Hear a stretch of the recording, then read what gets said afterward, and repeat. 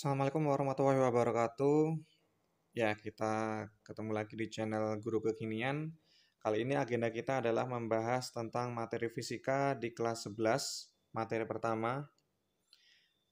Jika kalian menyukai video ini, kalian bisa klik tombol like dan subscribe-nya. Oke, untuk materi yang pertama di kelas 11 fisika, ini berkaitan dengan gaya di kelas 10. Apa itu? Check it out. Oke, materi pertama yaitu tentang dinamika rotasi dan kesetimbangan benda tegar. Tentunya ini adalah sangat berkaitan dengan materi di kelas 10, yaitu tentang gaya.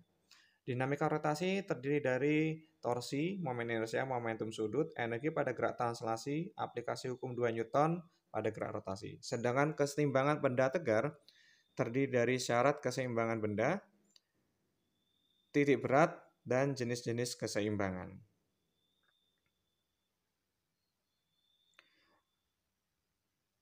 Ya, jadi ini untuk materi yang pertama kita bahasanya adalah tentang momen gaya dan momen inersia.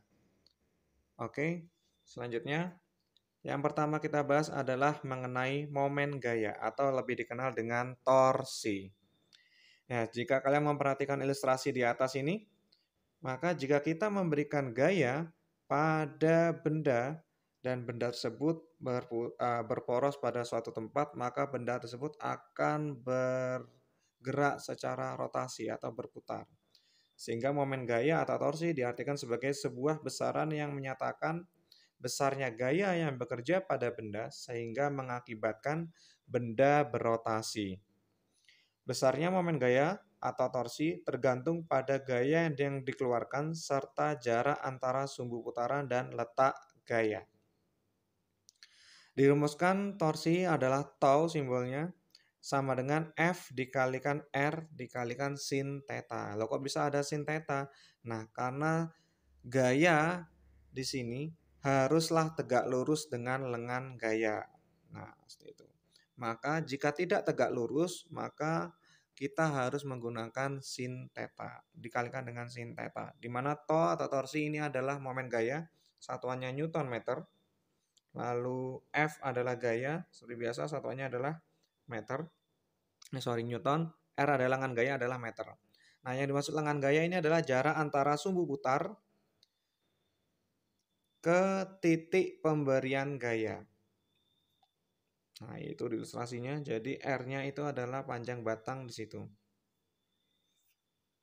Nah, jika gaya membentuk sudut theta, maka kita kalikan dengan sin theta. Sedangkan theta sini adalah sudut apit antara F dan F. Oke, selanjutnya kita lihat langsung saja contoh soalnya. Sebuah gaya F 15 Newton bekerja pada sebuah batang dengan arah seperti pada gambar berikut. Jika panjang batang 0,6 meter, tentukan besar gaya F pada titik P. Nah, di sini F-nya adalah 15 Newton membentuk sudut 60 derajat terhadap batang yang terletak pada ujung batang. Sedangkan sumbu P-nya ada di ujung batang yang lainnya. Nah, sehingga kita F-nya diketahui 15 Newton, R-nya 0,6, yaitu jarak antara titik P sumbu putar ke titik gaya F. Jadi sama dengan panjangnya batang. Jadi panjangnya adalah 0,6 meter. Dan sudutnya di sini kita bisa pakai yang 180 dikurangi 60 sama dengan 120. Atau kita juga bisa menggunakan yang 60 derajat, sama saja.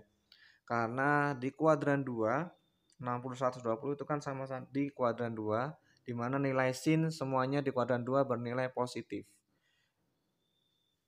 Jadi nilainya sama, sin 120 atau sin 60 sama dengan setengah akar 3. Jadi kita tinggal kalikan F-nya 15 dikali R-nya 0,6 dikali setengah akar 3. Sehingga kita dapatkan hasilnya adalah 4,5 akar 3. Oke, next selanjutnya contoh soal bagaimana jika gaya yang diberikan pada benda tidak hanya satu, melainkan ada banyak. Nah, bagaimana itu? Contohnya seperti ini. Ada gaya F1, F2, F3, dan F4. diberikan pada sebuah batang sepanjang AD. Nah, di mana titik A menjadi sumbu porosnya. Titik A sebagai sumbu porosnya, sehingga F1 15 R1-nya di situ adalah 0. Kenapa bisa 0? Karena F1 tidak memiliki jarak terhadap sumbu putar, karena sumbu putarnya ada di titik A. Seperti itu. Sehingga R1-nya nilainya adalah 0. Sedangkan F2 terletak di titik B memiliki jarak R2 sepanjang AB yaitu 2 meter. Selanjutnya untuk yang F3 di titik C jaraknya ke sumbu putar A yakni 2 ditambah 1 meter jadinya 3 meter. Selanjutnya untuk yang F4 di titik D dia jaraknya sepanjang AD ya. Jadi sama dengan panjangnya batang seluruhnya yakni 6 meter. Nah, bagaimana untuk yang seperti ini? Nah, untuk ini maka kita buat kesepakatan bahwa jika putaran gayanya nanti searah dengan jarum jam, maka kita beri nilai torsinya positif. Seperti contohnya ada batang AD di sumbu putarnya di ujung A ditarik oleh gaya F3 ke atas, maka dia arah putarannya akan berlawanan arah. Seperti itu. Sedangkan untuk F2 di titik B, dia menarik batang ke bawah, maka putarannya nanti akan searah dengan jarum jam. Sehingga torsinya nanti akan kita beri nilai positif. Ini kesepakatan kita saja. Sedangkan untuk F4 di titik D, dia sama seperti yang di F2, jadi arahnya juga ke bawah searah jarum jam, maka nilainya juga positif. Jadi kita kerjakan saja F2, F3-nya minus, dan F4-nya positif juga. Nah, di sini F3-nya kita kalikan dengan R3, jadinya min 5 kali 3 min 15. Sedangkan F4-nya adalah nilainya 10 dikalikan dengan panjangnya R4 yakni 6 jadi 60 Newton meter. Lalu kita tinggal jumlahkan saja. Tapi jangan lupa bahwa F3 tadi nilainya negatif. Karena apa? Karena dia berlawanan arah dengan jarum jam. Batangnya yang berlawanan arah. Jadi kalian membayangkan batang AD ditarik oleh gaya F3 ke atas di posisi C. Maka batangnya akan berotasi melawan jarum jam. Sehingga kita dapatkan hasil totalnya adalah 55 Newton meter. Gampang sekali ya. Karena nilai positif maka maksudnya ini adalah searah jarum jam. Jika nanti hasilnya negatif tidak perlu cemas karena negatif itu maksudnya hanya mengartikan putarannya berlawanan jarum jam. Oke, berikut ini adalah soal latihan yang bisa kalian coba di rumah.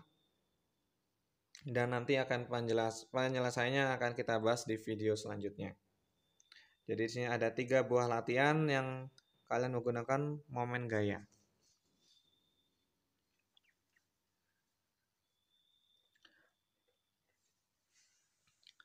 Oke, materi selanjutnya adalah tentang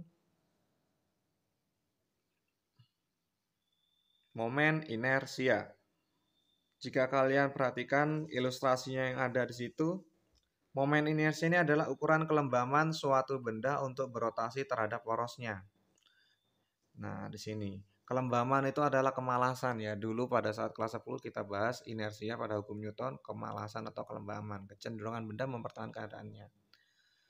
I sama dengan mr kuadrat rumusnya. I adalah momen inersia, M-nya massa partikel dalam satuan kilogram, R-nya adalah jari-jari rotasi dalam satuan meter. Oke, sebenarnya rumus momen inersia ini tergantung pada bentuk benda, ada banyak ya. Jadi di ilustrasinya di sini mungkin nggak kelihatannya singkat sekali. Di sini ada batang homogen yang putar di tengah, diputar di sumbu tengahnya.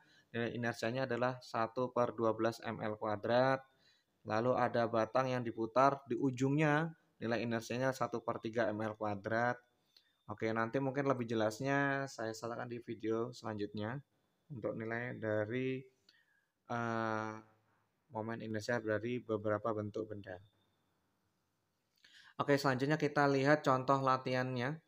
Contoh soalnya untuk momen inersia di sini ada disediakan benda partikel, ada 6 buah partikel A, B, C, D EF di sumbu Y, EF-nya, sedangkan ABCD-nya di sumbu X. Nah, kalian disuruh menentukan momen inersia jika diputar pada sumbu Y. Nah, jika diputar pada sumbu Y, maka yang berputar itu adalah bagian X-nya. Jadi, partikel-partikel yang ada di sumbu X yang berputar. Nah, tentunya yang kita hitung adalah yang memiliki jarak terhadap sumbu Y. Ya, ini siapa? Partikel A, partikel B, dan partikel D. Partikel C-nya bagaimana? Karena dia tidak memiliki jarak terhadap sumbu Y, maka dia RC-nya 0. Jadi kita tidak perlu hitung itu inersianya di titik C. Seperti itu. Dan di situ diketahui RC-nya akan 0. RB-nya adalah 3/2 meter, RD-nya adalah 3 meter. 3R. Kita pakai RR semua ini satuannya. Jadi sama seperti sebelumnya, hanya saja di sini kita tinggal menjumlahkan semua momen inersia di titik A, B, dan D ya. Sekali lagi titik A, B, dan D saja yang kita perhatikan karena hanya 3 partikel itu yang memiliki jarak terhadap sumbu Y. Karena C-nya dia R-nya 0 jadi kita tidak perlu hitung. Nah, di sini bedanya dengan momen gaya adalah di sini momen inersinya kita tidak dipengaruhi oleh arah putarannya, mau searah jarum jam atau berlawanan jarum jam kita tidak peduli. Jadi nilainya semuanya adalah positif. Jadi kita tinggal menjumlahkan saja hasil operasi tersebut sehingga kita dapatkan 54 mr². Sangat mudah sekali.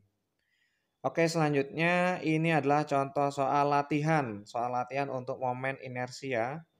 Nah, di sini sama seperti tadi ada 5 buah partikel di sumbu X, di sumbunya ada 2 buah partikel ya.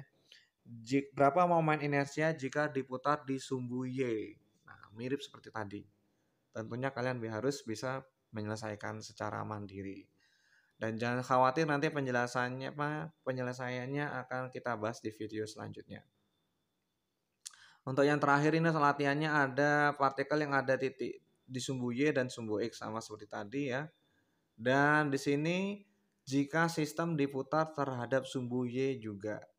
Oke. Mungkin itu saja.